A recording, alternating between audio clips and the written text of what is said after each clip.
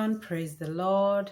Here we are back in part 2 of From Grass to Grace and Grace to Grass.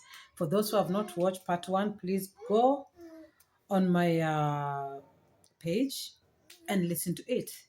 Okay, remember the verse I have used is the devil is roaming around using for someone to devour.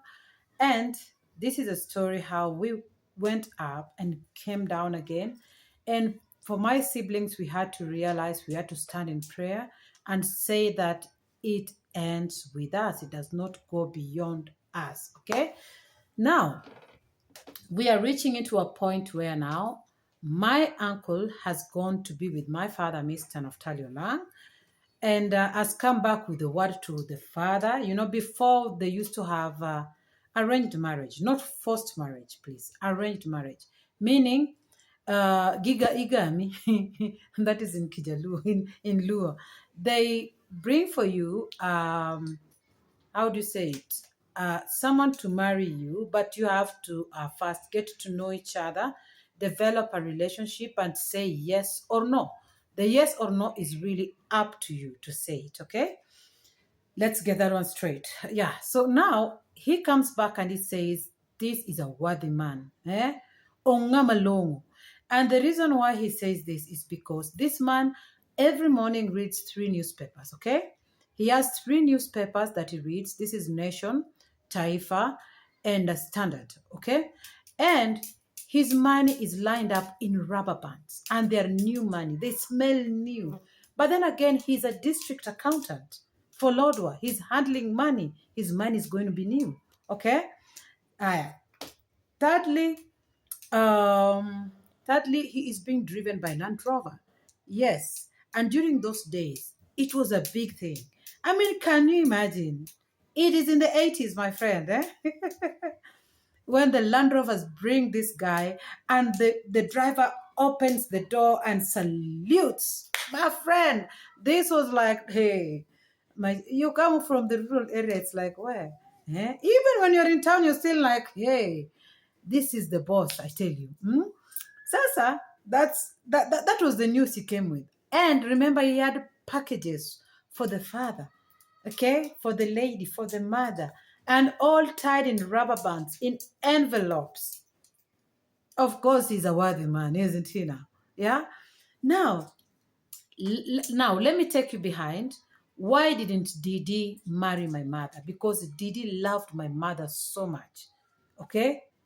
Didi loved my mother. As I told you, I got to meet him later on in life because my mother's grandma said no. He said a colored man cannot marry her daughter. Like, by colored, I don't mean because we are colored. I mean someone who is not black. Because remember, I told you he was not black. He was he was a mixed Arabic. There were Muslims who are Arabs, like Kenyan Arabs, okay? So we call them basically usually Swahili. I don't know how they called themselves because they were not living in Mombasa, okay? They were coming from Kisii town. So, but in spite of him had given so much to the family, even built the late brother's first house, he did it. Still, it was not enough because at that time, apparently, if you gotten married to like maybe a white person or an Arab or an Indian, it was seen like something very low caste or something, yeah. So and my mom's grandmother, my great grandmother, was a woman of power. She was not just any other woman, okay? She was a woman who decrees and it is done. Yes, it's the one who sets the rules of the family and it is followed. That was the kind of woman that she was. Because she lost the husband when she was very young, and she was, I think, the second wife, or I'm not sure, the third. And she stayed. She stayed with her children and become what they became, and nobody was going to play with her, not the brothers-in-law, like you are not going to, not that woman, trust me.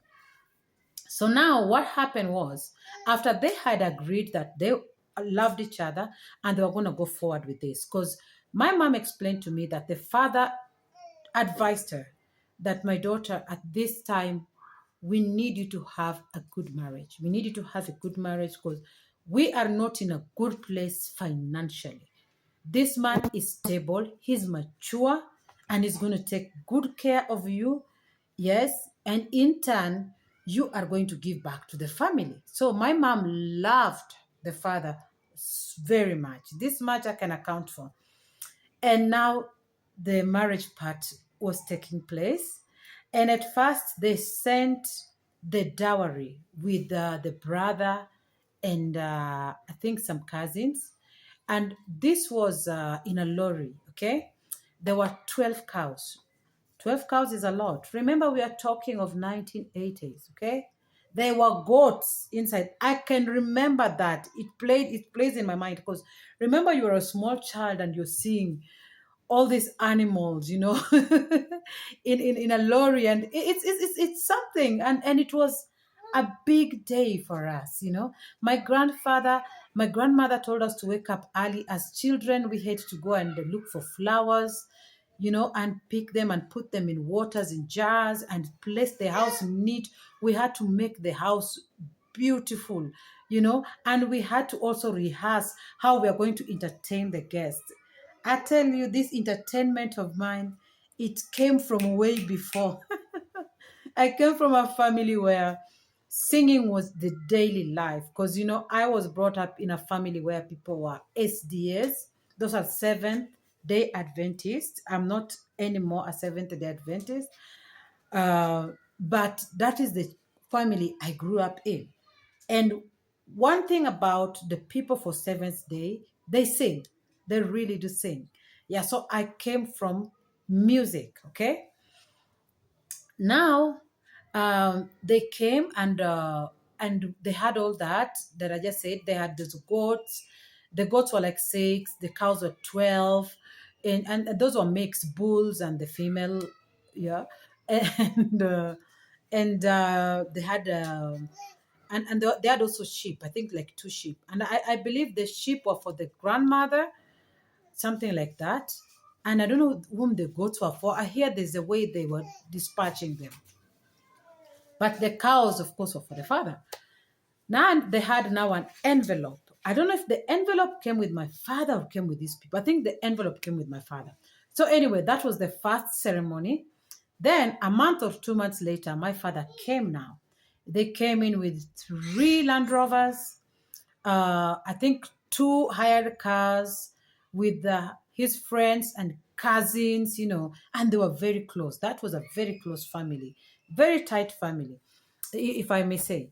Yeah, and they came in, and oh my goodness, it was wonderful. It was wonderful, and you can imagine all these Land Rovers had people in uniform, men in uniform who are driving.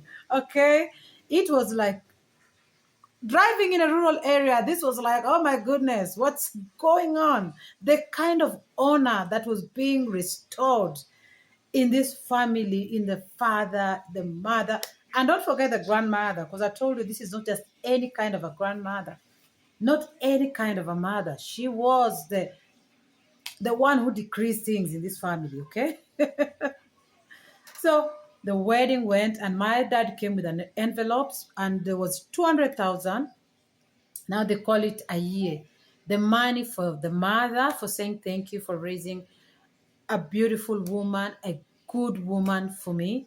And then there was, I think, 50,000 in another envelope that was supposed to be for part of it for the grandmother and for the aunties. Yes, and for the aunties and Wagogni, like how do you call it? My grandfather's sisters. Right. Yeah. And my father and the brother and the friends, they slept at my mom's grandmother's place, my great grandmother's, and they were made for something called dengu. Now, this dengu is made with groundnuts, and then it is mashed, and then they make it with, you eat with sweet potato, and you wash it down with the, how do you call it, milk, but not milk, the milk that is mala, yeah, that kind of milk, the fermented milk. Oh my goodness, fermented milk, yeah. And fish, of course, because we are Luo, so fish is a big part of our cuisine. Yes, so there's the traditional kind of fish, not the fresh fish. That one they ate at my grandmother's place, but at my great grandmother they had to do like traditional kind of fish, right? And it was such a beautiful location. I can still remember it. And from here now we go to Turkana. No, we are supposed to head to Turkana, but because the first wife, as I said, there was a first wife, was in Nairobi, we had to go to Nairobi first there. Yes, I think that is what the tradition said. But more of that, it will be in part three. Until then, may God bless you. May God keep you. May He shine His face upon you all the days of your life in Jesus' mighty name. And may you keep vigilant. And when you see the strategy of the enemy taking part in your life, please retreat back to the secret place with the Lord. Until the next time.